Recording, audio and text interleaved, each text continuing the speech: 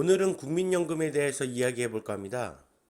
가장 먼저 떠오르는 건 국민연금이 선택인가? 국민연금은 의무입니다. 18세 이상, 60세 미만 국내에 거주하는 국민은 의무적으로 가입해야 합니다. 이제 여러분이 정말 궁금해하실 이야기예요. 자, 국민연금 제도의 문제점. 제도의 재정 불균형, 넓은 노후, 소득 사각지대, 세대 내 형평성 문제, 국민연금 기금의 운용이 초래하는 경제 왜곡 효과. 즉 한마디로 요약하자면 내가 돈 내고 정말 국민연금 이야기하듯 받을 수 있냐는 거죠. 받긴 받는데 지금의 50만 원과 내 미래의 50만 원의 가치는 다르지 않겠습니까? 더군다나 지금 운용으로는 받을 수조차 없다고 합니다. 발표 자료에 따르면 국민연금 기금이 2055년에 소진되며 2018년 보건복지부가 5년 주기에 연금 재정 재계산에서 밝힌 소진 시기보다 2년 당겨졌다는 거죠. 점점 더 당겨진다는 얘기예요. 계속된 이런 자료에도 불구하고 정부가 손 놓고 있는 이유가 지금의 10대, 20대, 30대들에게 더 많이 연금을 내게 할 명분이 없다는 거죠. 이 명분이 없다 아닙니까, 명분이. 아니 취업도 안 되는데 연금 올린다는 얘기를 할 수 있겠냐고. 그래서 사실 의무화임에도 불구하고 안 내고 안 받겠다라고 생각하는 사람이 더 많아요. 제일 억울한 사람은 내고 못 받는 지금 젊은이들이죠. 지금 연금 제도 개혁을 서둘러야 한다 이런 지적이 많이 나오고 있습니다. 지금 개혁을 하지 않으면 90년생부터 국민연금을 한 푼도 못 받을 수 있다 이런 분석까지 나오고 있는데요. 지금 어떻게 진단하십니까? 네, 1990년생이라고 그러면 지금 우리 흔히 말하는 20대 2030 세대, 우리 사회에 한참 일해야 될 뻗어가는 주력 세대라고 할 수가 있는데요. 네. 한국경제연구원이라는 연구소, 이게 전국경제인연합회 산하에 있는 곳입니다. 여기서 발행한 리포트 보고서를 보면 1990년생부터 참 안타깝게도 국민연금을 한 푼도 못 받을 가능성이 있다. 조건은 현재와 같은 상황이 그대로 지속된다면. 예. 그리고 거꾸로 말씀드리면 개혁을 하지 않는다면 1990년생 우리 2030 세대는 국민연금을 한평생 계속 내고도 예. 돈을 연금 혜택은 받지 못한다. 왜냐하면 연금이 지금 그때쯤 되면 바닥이 나서 주고 싶어도 줄 수가 없다 이런 얘기거든요. 네. 좀 잘못 심각합니다.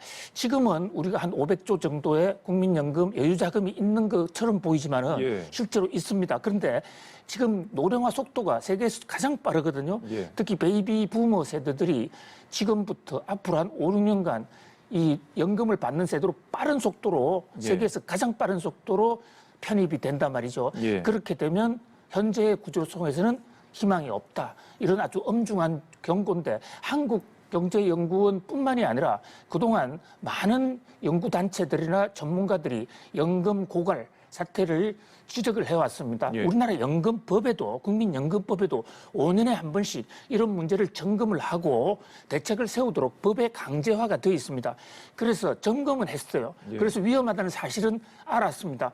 그럼에도 불구하고 여러 가지 국민적 이해관계가 얽히는 바람에 예. 정부가 그 의무를 그냥 하지 못했죠. 그래서 연금은 문제만 제기된 상태로 개혁은 다음 정부로 지금 넘어가고 있는 그런 안타까운 실정입니다. 예, 방금 지적해 주신 이제 연금 고갈의 원인으로 고령화를 지적해 주셨는데 뭐 그 밖에도 사적연금 제도가 미흡한 부분이 있다. 이것도 한편으로 원인으로 지목이 되는데 우리나라가 또 공적연금의 의존도가 높은 나라 중 하나잖아요. 다른 나라와 비교해서 어떤가요? 그렇습니다.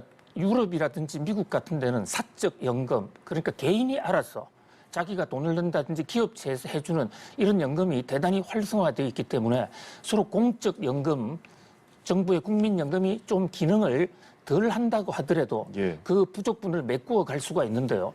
우리나라는 사적연금의 역사도 일천하고 가입하고 있는 사람의 숫자도 선진국의 한 4분의 1 정도밖에 안 되는 매우 미약한 수준이거든요.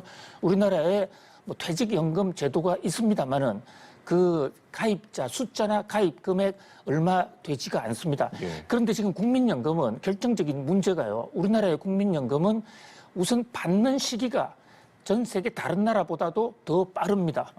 현재 58년생, 59년생 이런 초기 베이비붐 세대는 62세부터 예. 받고요. 예. 그다음에 좀 늦었다 하더라도 65세부터 받는데 예. 많은 선진국들의 경우는 70세, 또 어떤 나라는 75세부터 받거든요. 예. 그러니까 노후 국민연금이 돼야 되는데 우리나라는 이제 60대도 받기 때문에 그만큼 비용이 더 크다고 볼 예. 수가 있죠. 그다음에 반면에 덜 내고 있습니다. 우리나라 국민연금 내는 금액 비중은 예. 전체 국민연금 수령금이나 우리나라 국민소득 금액에 비해서 상당히 낮거든요. 예. 그런 면에서 바로 이 대목을 혁파를 해야 된다. 그럼 결국은 이 개혁의 핵심이라는 것은 국민연금을 인구당 조금 덜 받고 예. 그다음에 그 수령 시점, 초기 수령 시점을 좀 뒤로 미루고 예. 그 대신에 젊을 때는 좀 더 내야 되는데 이게 쉽지가 않은 게 고양이 목에 팡을 거는 것보다도 더 어려운 게요. 결국은 혜택을 줄이는 거니까 네. 그것을 기치를 들고 나올 그런 지도자가 제가 좀 어려운 그런 면에서 신세대 좀 새로운 예. 정치 리더들은 이 대목을 좀 중점적으로 좀 관리해 줬으면 하는 그런 국민적 여망이 상당히 높습니다. 이게 왜 이런 상황이 되었느냐? 해외에서는 공적 연금뿐만 아니라 사적 연금도 활성화되어 있는데 이 주된 이유가 해외는 먹고 살만하다. 우리나라는 그렇지 못하다. 그렇지 못한 이유는 너무나 많죠. 근본적인 문제가 그런 겁니다. 먹고 살기 힘들고 집 사기 힘들고 직장 들어가기 힘들고 그러니까 애도 안 낳지. 연금 부어봤자 내 노후가 보장이 안 되잖아. 이걸 자꾸 다른 데서 찾으려고 하니까 제도 자체가 모순투성인 겁니다. 국민연금의 불편한 진실 우리가 알아야 할 것이죠. 국민연금기금은 책임준비금이 아니다. 저축상품이 아닌 거예요. 그래서 기금 수익이 좋던 나쁘던 법이 정한 금액을 받아야 하는 것이죠. 기금을 아무리 많이 쌓아놓아도 국가 경제가 좋지 않으면 노후 보장은 되지 않는다. 따라서 기금이 쌓이는 상황에서는 외국인 투자자나 대주주나 큰손들이 주로 이득을 보지만 기금이 축소되는 기간에는 금융시장이 붕괴되어 일반 국민이 손해를 봅니다. 국가 경제가 안 좋아지면 약속한 연금을 다 받을 수 없죠. 한국에서 공적연금은 노후 불평등의 상징이 된다 하죠. 공무원연금, 군인연금, 사학연금을 받는 노인은 월 300만원, 대기업 정규직 노동자는 150만원, 그런데 가입 기간이 짧은 비정규직 자영업자는 월 40만원 받습니다. 어렵고 힘든 사람을 더 배려해야 하는 사회복지제도가 한국에서는 가진 자를 위한 제도로 전락한다, 이런 얘기죠. 현재 국민연금 제도는 불평등을 악화시킨다는 거예요. 일반인은 잘 모르겠지만 고용주는 이게 큰 부담으로 작용됩니다. 보험료가 4% 인상되면 보험료 추가 징수액은 18조 정도래요. 사업자의 인건비 상승 요인으로 작용하여 고용이 감소한다는 얘기죠. 보험료가 인상되면 체납자도 증가합니다. 적립식, 확정급부형 연금제도는 21세기에는 지속 불가능하다. 그래서 기금 규모를 줄이는 지속 가능한 전면적인 개혁이 필요하다. 이게 대체적으로 전문가가 얘기하는 의견들입니다. 우리나라에서의 미래준비? 투기하고 부자되고 공무원 되는 거 외엔 답이 없다. 이런 말도 안 되는 결론이 도출된다. 이런 얘기죠. 이게 바로 우리가 정치에 관심을 가져야 되는 이유지 않겠습니까?